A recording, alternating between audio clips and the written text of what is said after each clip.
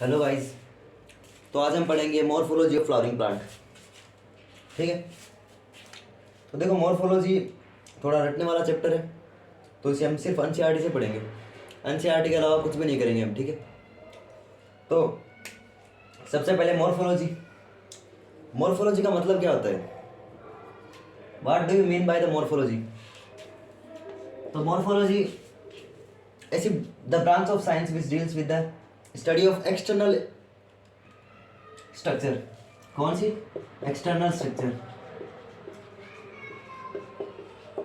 External structure की study को कहते हैं। ठीक है।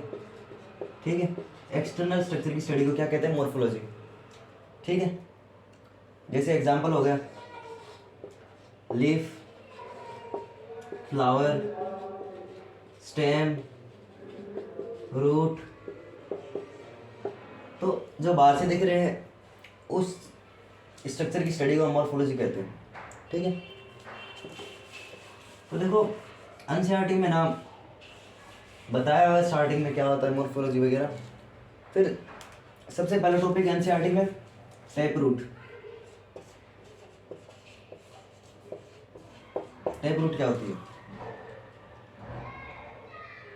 रूट बताया हुआ है, रूट के अंदर टैप रूट बताइए। ठीक है। सबसे पहले बताया रूट। रूट में क्या बताया? Tap root. ठीक है। तो देखो, रूट है ना, ये एम्ब्रियो है, इसके अंदर ये प्लूम्यूल है, कोटिलेडन है। ठीक है। ये रेडिकल है, ये कोटिलेडन, ये रेडिकल। ये क्या है? रेडिकल। ठीक है। तो रूट अराइज होती है रेडिकल से। रेडिकल से अराइज होती है रूट। तो ऐसी रूट जो डायरेक्ट रेडिकल से अराइज हो, क्या हो? रेडिकल से अराइज हो, उस टाइप की रूट को हम कहते हैं टैप रूट। ठीक है। ठीक है। ये मोस्टली होती है डाइकोटिलेडन्स प्लांट में। कौन से में? डाइकोट्स में। किस में होती है? डाइकोट्स में। तो एनसीईआरटी में एग्जांपल टोटल 3 एग्जांपल दिए हुए हैं इसके। एक तो दिया है मस्टर्ड,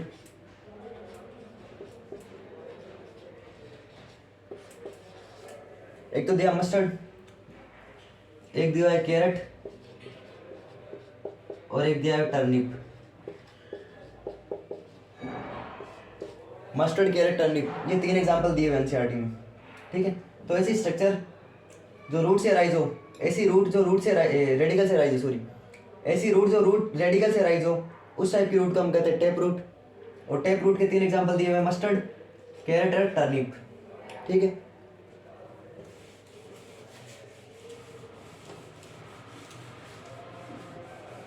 उसके बाद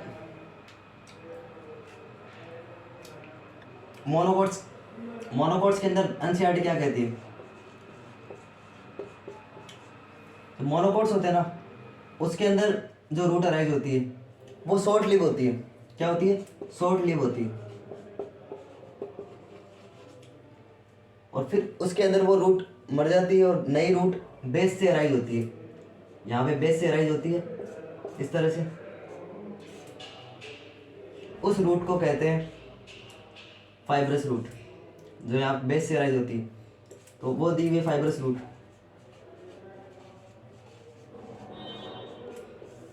और इसका एग्जांपल एनसीईआरटी ने दिया है वीट।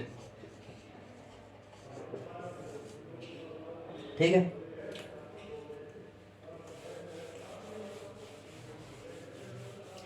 फिर उसके बाद एनसीईआरटी ने दिया है एडवेंटिशियस रूट। ठीक है। Adventitious root.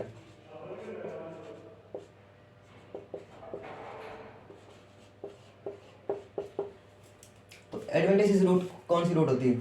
ऐसी रूट जो अराइज होती है अदर देन रेडिकल। किससे? Arises apart from other than radical।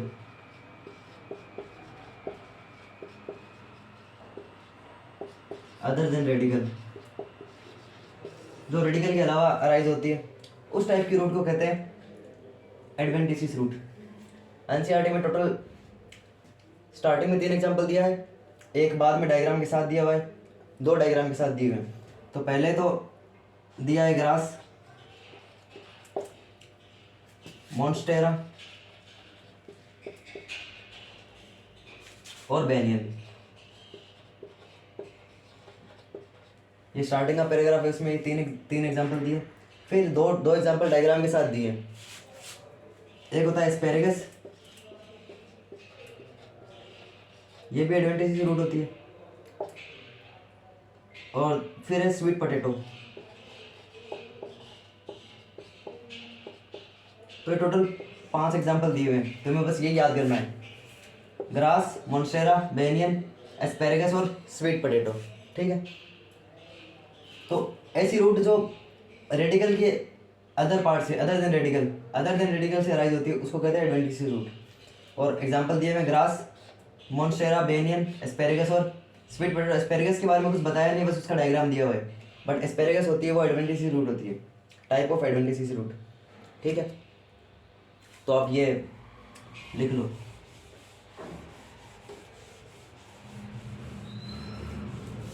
ठीक है, उसके बाद ना रूट के कुछ कैरेक्टरिस्टिक्स बताए हुए हैं, वो फंक्शंस होते हैं जो, ये तो सबको पता है, मिट्टी के अंदर वाला पार्ट होता है, एनकरेज में हेल्प करता है।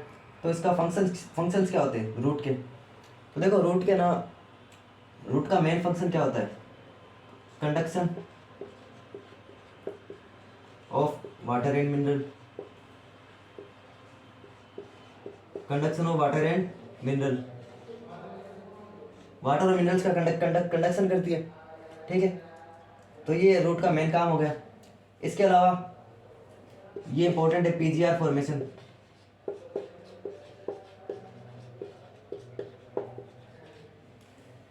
जो रूट होती है वो प्लांट ग्रोथ हार्मोन्स बनाती है। ठीक है, और रूट में कुछ मॉडिफिकेशन होती है, तो रूट में मॉडिफिकेशंस होती है, किस लिए? स्टोरेज के लिए। ठीक है, तो रूट के अंदर मॉडिफिकेशंस होती है। मॉडिफिकेशंस के अंदर रूट के अंदर दिया हुआ है, सबसे पहले दिया है कैरेट और टर्निप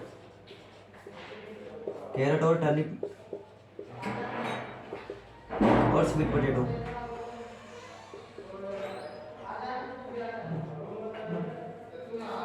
कैरेट, टर्निप और स्वीट पोटैटो, ये 3 एग्जांपल दिए हुए, इसके डायग्राम दिए हुए।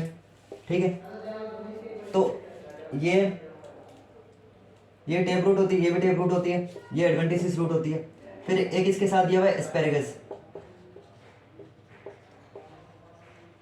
तो ये फूड स्टोरेज का काम करती है। मॉडिफिकेशंस के अंदर सबसे पहला काम है फूड स्टोरेज। क्या है? Food storage. फूड स्टोरेज के अंदर कैरेट होता है जो फूड को स्टोर करती है। ठीक है, टर्निप, स्वीट पोटैटो और एस्पेरेगस भी फूड स्टोरेज का काम करती है। ठीक है, तो ये अनफेवरेबल कंडीशन के अंदर ना क्या करती है कि रूट से खाना लेती रहती है। ठीक है, तो ये एक एग्जांपल दिए हुए हैं स्टोरेज के लिए। ठीक है, फिर देखो रूट के अंदर ना कुछ स्पेशल टाइप की रूट भी होती है, जैसे बेनियन ट्री। जैसे बेनियन ट्री के अंदर होती है प्रॉप रूट। जो बेनियन ट्री है उसमें दी हुई प्रॉप रूट। तो प्रॉप रूट का फंक्शन क्या होता है? तो देखो प्रॉप रूट है ना, वो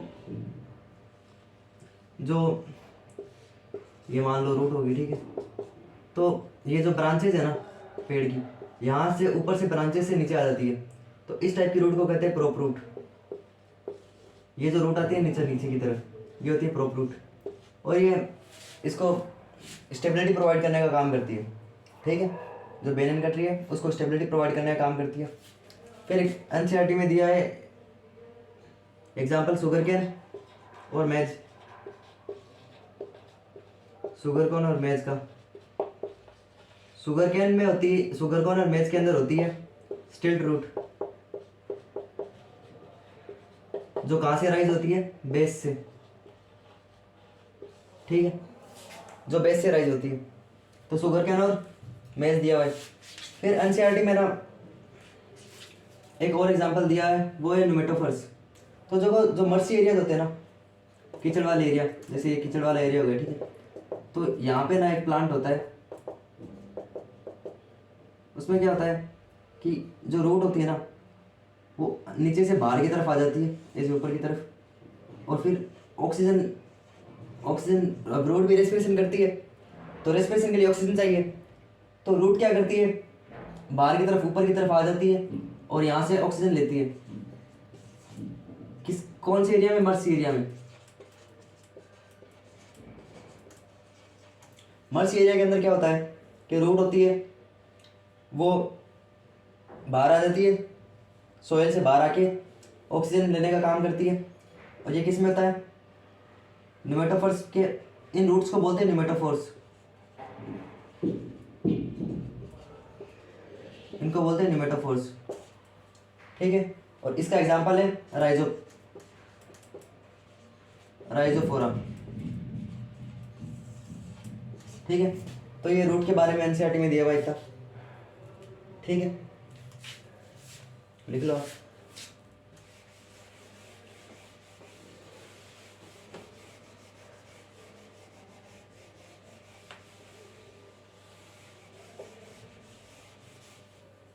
फिर सूट दिया हुआ है, सूट के कुछ कैरेक्टर्स बताए हुए हैं। तो देखो सूट क्या होता है। सूट जो जमीन से बाहर वाला पार्ट होता है, और ये अराइज कहाँ से होता है? ये कहाँ से अराइज होता है? एम्ब्रियो के प्लूमल वाले पार्ट से। तो ये प्लूमल से अराइज होता है, ठीक है। ये कोटिलेडन हो गई, ये ऊपर वाला प्लूमल वाला पार्ट, और ये रेडिकल वाला पार्ट। तो प्लूमल होती है वो सूट बनाती है, ठीक है। तो ये कोई भी पेड़ हो गया, तो उसकी रूट हो गई, ये स्टेम हो गया, और इस पर कुछ ब्रांचेज हो गई, ठीक है। तो देखो रूट होती है ना, वो अंदर वाला पार्ट होता है, और सूट होती है वो बाहर वाला पार्ट होता है। तो ये सूट हो गई। इसके ऊपर क्या होता है, कुछ नोड्स होती है। तो इसके कैरेक्टरिस्टिक फीचर क्या होता है जो इसे रूट से डिफरेंट बनाता है? तो रूट के अंदर हमने देखा था कि इसके अंदर कोई भी, मैंने आपको नहीं बताया नोड्स क्या होते हैं, इंटरनोड्स क्या होते हैं, बट सूट में क्या होते हैं? नोड्स होते हैं। ये वाले जो पार्ट है इनको नोड्स बोलते हैं। और यहाँ से ब्रांच बनती है, नोड से ब्रांच बनती है, लीव्स बनती है, फ्लावर बनते हैं, बर्ड से, नोड से, ठीक है। तो बर्ड्स होती है, ठीक है। तो ये नोड्स होते हैं, इसको नोड बोलते हैं। ये क्या हो गया? नोड हो गया। और दो नोड के बीच में जो खाली जगह है उसको बोलते हैं इंटरनोड, उसको बोलते हैं इंटरनोड, ठीक है। तो ये रूट के कैरेक्टरिस्टिक फीचर है कुछ। और ये वाटर कंडक्शन का काम करती है, ऑब्जर्व करने का, वाटर ऑब्जर्व करने का काम करती है रूट, और उसको कंडक्ट कराती है लीव्स तक। तो ये काम होता है सूट का, ठीक है।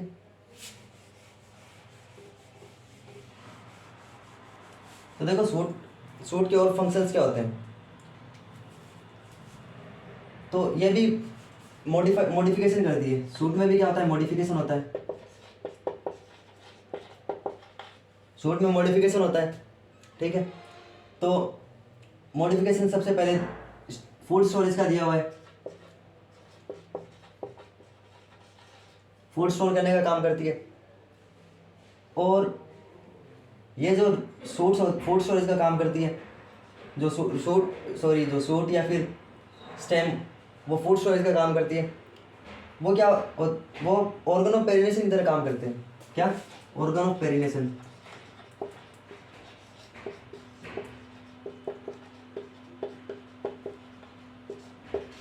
ऑर्गन ऑफ पेरिनेशन की तरह काम करती है कि फूड को स्टोर कर लेती है, अनफेवरेबल कंडीशन के अंदर उसी फूड को यूज करती रहती है। तो ऑर्गन ऑफ पेरिनेशन की तरह काम करती है। इसके अंदर एग्जांपल दिया हुआ है पोटैटो, जिंजर, टर्मिक और कैलोकेसिया, ठीक है। पोटैटो, जिंजर, टर्मिक और कैलोकेसिया। तो ये क्या होता है? Food storage modification. किसके लिए? फूड स्टोरेज के लिए मॉडिफिकेशन। ऐसा मॉडिफिकेशन जो फूड को स्टोर करने का काम करता है, और वो ऑर्गन ऑफ पेरिनेशन की तरह काम करते हैं। और उसके एग्जांपल एनसीईआरटी में दिए हुए हैं पोटैटो, जिंजर, टर्मिक और कैलोकेसिया। ठीक है। फिर देखो मॉडिफिकेशन है ना फूड स्टोरेज के लिए, फर्स्ट मॉडिफिकेशन फूड स्टोरेज के लिए दिया हुआ है। फिर सेकंड मॉडिफिकेशन इसका प्रोटेक्शन की तरह भी काम करती है, प्रोटेक्शन की तरह काम करती है, प्रोटेक्शन की तरह काम करती है थॉर्न बनाने में। क्या बनाने में? थॉर्न बनाने में, थॉर्न बनाने का काम करती है ये सिट्रस के अंदर और बुगनविलिया। ठीक है, ठीक है। इसमें क्या होता है, जो एनिमल्स इनको ग्रेज करते हैं ना, जो एनिमल घास खाते हैं, तो उसमें क्या करते हैं ये जो सूट को खाना जाए, इसीलिए उसमें थॉर्न्स बनाने का काम करती है। थॉर्न्स कहाँ से अराइज होते हैं? तो ये एक्सिलरी बर्ड से अराइज होते हैं। कहाँ से अराइज होते हैं? एक्सिलरी बर्ड से। तो एक्सिलरी बर्ड होती है ना, जैसे ये सूट हो गया, ये ब्रांच होगी, ब्रांच के पास लीव्स होती है ना, लीव्स के पास है ना, जैसे लीव्स हो गई, इसके पास कुछ ये बर्ड्स होती है, ये बर्ड्स है ना, ये थॉर्न बनाने का काम करती है। ठीक है, तो एक्सिलरी बर्ड से अराइज होते हैं थॉर्न्स, और ये किस में होते हैं? सिट्रस और बुगनविलिया के अंदर, और जो इसको ग्रेजिंग एनिमल से बचाने का काम करती है। ठीक है, तो सेकंड मॉडिफिकेशन किस लिए? प्रोटेक्शन के लिए। फिर थर्ड होता है क्लाइंबिंग के लिए। किसके लिए? क्लाइंबिंग के लिए। तो क्लाइंबिंग के लिए क्या क्या होता है? जो एक्सिलरी बर्ड होता है ना, मैंने आपको बताया एक्सिलरी बर्ड क्या होता है। ठीक है, सो जो एक्सिलरी बर्ड है ना,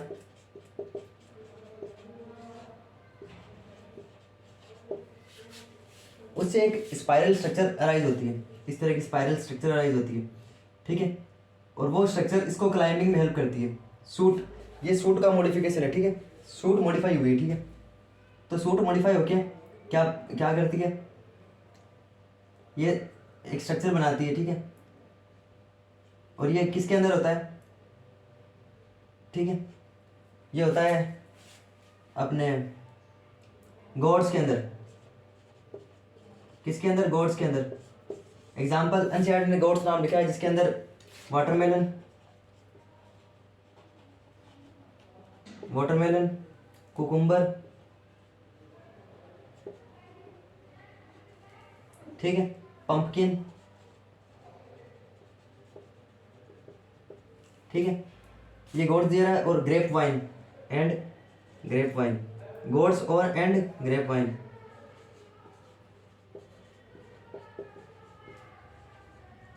ठीक है, तो इसमें क्या होता है? इसके अंदर जो रूट है ना, वो क्लाइंबिंग का काम करती है। ठीक है, ठीक है, क्या करती है? क्लाइंबिंग का काम करती है। तो ये एग्जांपल दिए हुए हैं एनसीईआरटी में, गोड्स और ग्रेप वाइन्स। ठीक है,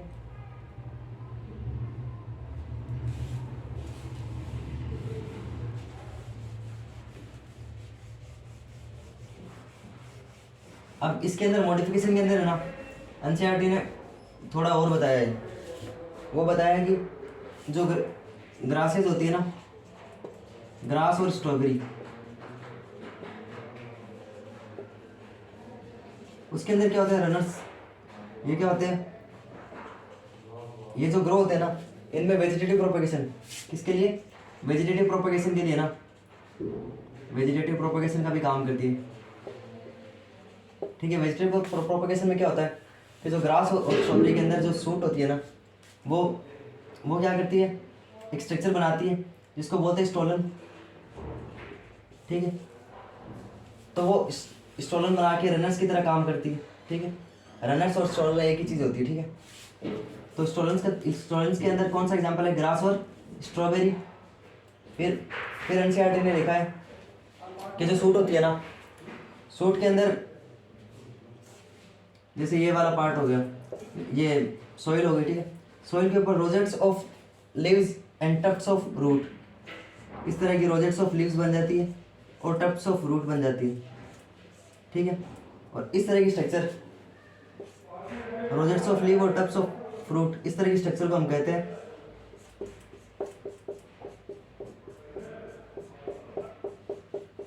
ये बन जाती है। ठीक है, तो ये भी वेजिटेटिव प्रोपगेशन की तरह काम करता है। ठीक है, और ये किसके अंदर होता है? Rosettes of leaves and tufts of root, ये होता है Pistia, and Eichhornia, ये भी एनसीईआरटी लिखती है, ठीक है। तो किसके अंदर होता है? पिस्टिया और आइकोर्निया के अंदर होता है। फिर जास्मिन, जास्मिन भी दिया हुआ एनसीईआरटी में, जास्मिन के अंदर भी स्टोलन, स्टोलन नहीं होता है, ठीक है। तो आप ये लिख लो।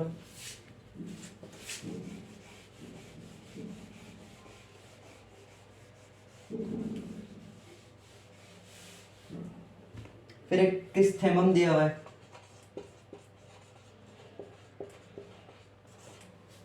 क्रिस्थेमम के अंदर भी क्या होता है कि जो सूट होती है ना, वो ये सॉइल होगी, सॉइल के अंदर से है ना सूट मूव करती रहती है और फिर बाहर निकल जाती है और फिर एक नया प्लांट बना देती है, ठीक है। तो इसका एग्जांपल क्या दिया हुआ है? स्टोलन। इसको बोलते हैं शक्कर, क्या बोलते हैं इसको? शक्कर, ठीक है। तो ये भी एनसीईआरटी में दिया हुआ है, ठीक है।